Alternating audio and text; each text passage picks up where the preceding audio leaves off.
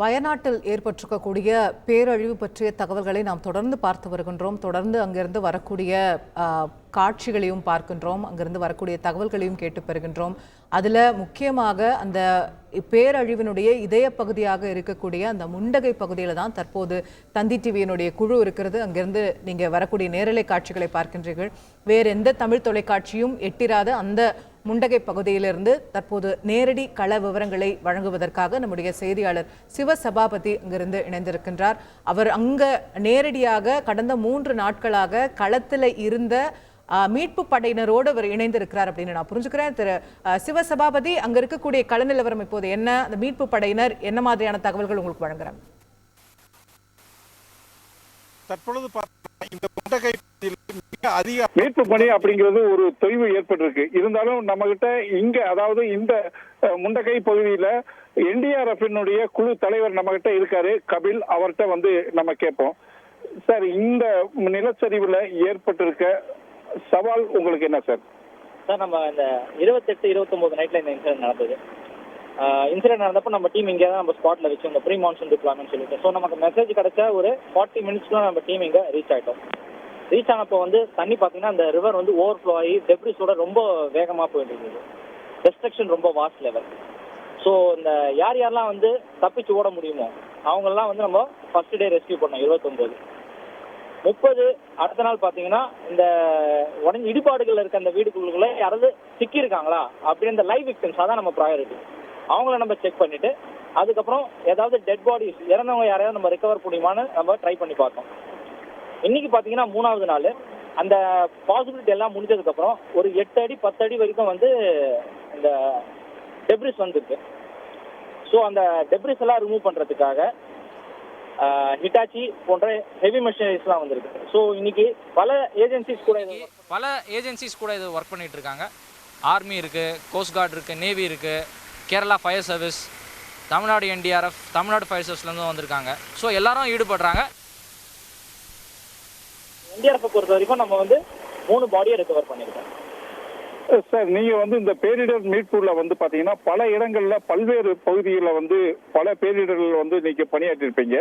இன்னைக்கு பாத்தீங்கன்னா இந்த முண்டக்கை பகுதியில கிட்டத்தட்ட ஒரு 400 பேரு மேல வந்து இறந்திருக்காங்க அப்படின்னு சொல்லப்படுது. இதுவரைக்கும் 300 பேர் வந்து இறந்ததாக உறுதிப்படுத்த தகவல் சொல்லப்பட்டிருக்கு. அதே மாதிரி பல வீடுகள் தரைமட்டமா இருக்கு. அப்படிங்கிறப்போ நீங்க இந்த மீட்பு பணி பண்றப்போ உங்களை வந்து அதாவது எல்லாத்தையும் விட உங்களை வந்து ரொம்ப நெகிழ வச்ச நிகழ்வு ஏதாவது இருக்கா சார்?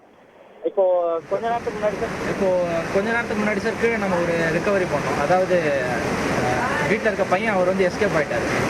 இந்த இடிபாடுகள் நடக்கும்போது அவர் எஸ்கேப் ஆயிட்டார். பட் ஆனால் அவங்க அப்பா அம்மா வந்தாலும் அவங்க தவறிட்டாங்க. ஸோ இன்னைக்கு அவர் வந்து சொல்றாரு இந்த இடத்துல தான் இருக்காங்க அப்படின்னும் போது அவங்களோட அப்பா அம்மாவை நம்ம அவங்களை ரெக்கவர் பண்ணி கொடுக்கும்போது அவர் கண்ணில் இருந்த அந்த கலக்கம் அது வந்து நம்ம கொஞ்சம் ஃபீல் பண்ணாங்க. அதே மாதிரி பார்த்தீங்கன்னா இந்த அதாவது இறப்புல வந்து குழந்தைகள் வந்து ஒரு 30-40 குழந்தைகள் வந்து இறந்திருக்காங்க அப்படின்னு சொல்றாரு. நீங்க வந்து உங்க டீம் வந்து இந்த குழந்தைகள் எல்லாமே மீட்டு இருப்பீங்க. அப்படிங்கிறப்போ அந்த குழந்தைகளை மீட்கிற போது அப்பையும் உங்களுடைய டீமுக்கு அவங்க எல்லாருமே என்ன மாதிரி ஒரு ஃபீல் இருந்துச்சு? இப்போ கூட ஒரு 14 வயசு குழந்தைய நம்ம ரெஸ்கியூ பண்ணோம். ஸோ எந்த பீரியட் இருந்தாலும் சரி நம்ம இந்த ரெக்கவர் பண்ணும்போது அந்த ஒரு பேட் ஃபீலிங் இருக்கும். அதை நம்ம ஒன்றும் பண்ண முடியாது. பார்ட் ஆஃப் அவர் ஜாப். அதுதான் நம்ம கடமை. எங்கள் வேலையை நாங்கள் செய்யறோம். இனி தொடர்ந்து வரும் காலங்களில் பார்த்தீங்கன்னா அதாவது 3 நாளைக்கு மேலே ஆச்சு. இந்த டைத்தில் வந்து இனி 6வது உயிருடன் இருக்கக்கூடிய சாத்தியம் இருக்கா சார்? சார், நம்ம வந்து நம்ம வேலையை பார்த்துட்டு இருக்கோம் சார். உயிரோடு இருக்காங்களான்னு சொல்லிட்டு நம்ம ட்ரை பண்ணிட்டு இருக்கோம். பட் ஆனால் இப்போ நம்ம இந்த இடிபாடுகள்லாம் நீங்களே பார்த்துருக்கீங்க. கிடைக்கிறதுக்கான சாத்தியக்கூறுகள் கம்மி. பட் ஆனால் வந்து நாங்கள் அதே ஃபோர்ஸோட தான் வேலை பார்த்துருக்கோம். கிடைச்சாங்கன்னா அவங்களை இமீடியட்டாக நம்ம ரெஸ்கியூ பண்ணலாம். அதாவது கடந்த பார்த்தீங்கன்னா இந்த பகுதியில் வந்து மழை மிக அதிகமாக இருக்குது. நீங்கள் வந்து இந்த 3 நாட்களும் வேலை செய்கிறப்போ அதிக அளவில் மழை பெய்யுது. அப்போ மழை பெய்கிறப்போ உங்களுடைய பணிகள் எல்லாமே தடைபடுதா? ஆமாங்க சார். இந்த மெயினாக நம்ம என்ன பார்க்கணும்னா வந்து நம்ம ரெஸ்கியூவர்ஸோட சேஃப்டி மாதிரி. ஏன்னா நம்ம சேஃபாக இருந்தால் நம்ம மற்றவங்களை காப்பாற்ற முடியும். இப்போது இந்த மாதிரி ஹெவி ரெயின் பெய்யும்போது இன்னும் வந்து அந்த நிலச்சரிவு அதிகமாகிறதுக்கான சாத்தியக்கூறு அதிகம். ஸோ அந்த டைமில் நம்ம வந்து வேலையை நிறுத்த வேண்டியதாக இருக்குது. அது நமக்கு ஒரு பெரிய சேலஞ்ச். தொடர்ந்து பார்த்தீங்கன்னா இந்த பகுதியில் வந்து நிலச்சரிவு ஏற்படக்கூடும் அப்படின்னு சொல்லிட்டு அரசாங்கம் அறிவிச்சிருக்காங்க. அதனால இந்த பகுதியில் இருக்கிற மக்கள் எல்லாமே அகற்றப்பட்டு முகாமில் தக்க வச்சுருக்காங்க. தொடர்ந்து இந்த பகுதியில் வந்து நிலச்சரிவு ஏற்படக்கூடிய ஒரு வாய்ப்பு இருக்கா? தற்பொழுது ஏற்பட்ட நிலச்சரிவு எவ்வளவு பரப்பளவுக்கு ஏற்பட்டுச்சு சார்? இது வந்து நம்ம அந்த சூரல்மலான்ற ஏரியாவே கவர் பண்ணிருக்கோம். இப்போ நம்ம இங்கே இந்த முண்டக்கை வில்லேஜ் பார்த்தீங்கன்னா வந்து சிவியர்லி டேமேஜ், ரொம்ப அஃபெக்ட் ஆகிருக்கு வில்லேஜ். இந்த ஏரியா வந்து இட்ஸ் அ வாஸ்ட் ஏரியா. நம்ம வந்து இப்போ இந்த ரீசெண்ட் இயர்ஸில் நம்ம கவர் பண்ண இந்த லேண்ட்ஸ்லைடு இன்சிடென்ட்டில் இது வந்து ரொம்ப ஒரு பெரிய லெவலில் இந்த இன்சிடென்ட் நடந்திருக்கு. இதுக்கு முக்கியமான காரணம் என்ன இருக்கும்? ஏன்னா நீங்கள் பல்வேறு பேரிடர்களை சந்திச்சிருப்பீங்க. ஒவ்வொரு இடத்துலையும் ஒவ்வொரு விதமான ஒரு காரணங்கள் இருக்கும். இந்த இடத்துல வந்து இவ்வளோ பெரிய விபத்து ஏற்படுறதுக்கு, நிலச்சரிவு ஏற்படுறதுக்கு என்னவா காரணம் இருக்கலாம் சார்? சார், இதுதான் நம்ம ஏற்கனவே வந்து அலர்ட் வந்திருக்கு, மோர் தேன் 200 mm ஆஃப் ரெயின்ஃபால் வரலாம் அப்படின்னு சொல்லிட்டு. ஸோ கண்டினியூஸாக வந்து 200 mm மேலே ரெயின்ஃபால் கண்டினியூஸாக 24 மணி நேரத்துக்கு மேலே தொடர்ந்து நடந்ததுன்னா இது வந்து நடக்கிறதுக்கான வாய்ப்பு. இந்த முட்டக்கையில் இருக்கிற இந்த மீட்பு பணி உங்களுடைய டீமுக்கும் எல்லாருக்கும் சவாலாகவே இருக்கிறது.